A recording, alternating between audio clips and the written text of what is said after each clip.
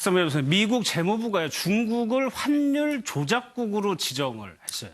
우선 트럼프 미 대통령이 지난 1일에 9월 1일부터 약 3천억 달러 규모의 중국산 제품에 대해서 10% 추가 관세를 부과하겠다는 입장을 밝혔습니다. 예. 사실 이미 2,500억 달러 규모의 중국산 제품에 대해서 관세 25%를 부과하고 있던 상황이라 이렇게 되면 사실상 모든 중국산 수입품에 관세를 부과하는 셈이 됩니다.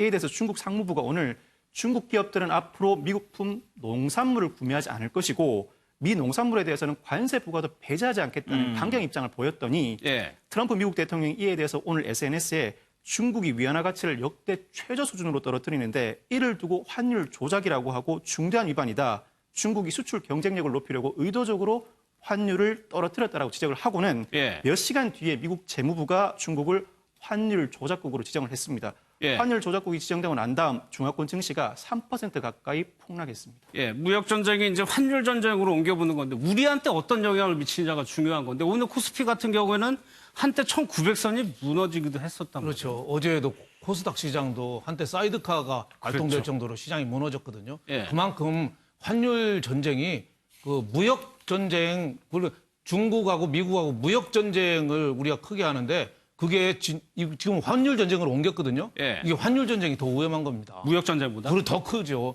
우리가 97년에 외환위기 올 때도 우리가 환율이 무너졌잖아요.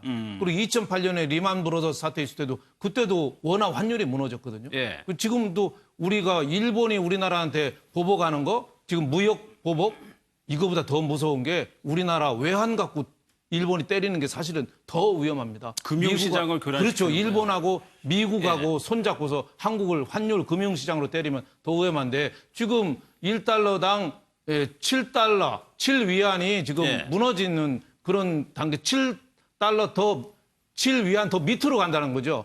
위안화 가치가 자꾸 떨어진다는 거죠. 그렇게 되면은 이 중국으로 봐서는 미국 수출이 더 좀 많이 되는 측면도 있겠지만은 미국으로 봐서는 금융시장이 또 교란되는 또 측면도 있고 또 중국이 있는 또 외국 자본들이 좀 빠져나갈 또 가능성도 있잖아요. 예. 그러니까 중국 수출 시장에 따라서 우리나라도 중국으로 또 많이 가고 미국으로도 많이 가니까 우리는 미중이 환율 전쟁으로 자꾸 시장 전쟁이 커져가면은 예. 무역 전쟁에서 환율 전쟁까지 시장이 국지전에서 전면전으로 가면은 우리나라가 제일 경제적으로 밀접한 나라가 중국하고 미국 아닙니까? 예. 그러니까 우리나라는 상대적으로 굉장히 위험한 단계에 올 수 있다. 이렇게 볼 수 있죠.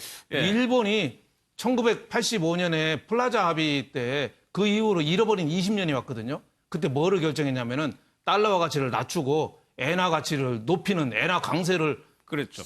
선진국들이 G5가 그냥 밀어버렸어요. 예. 그러니까 엔화 강세가 되니까 일본 금융당국에서는 돈 풀자.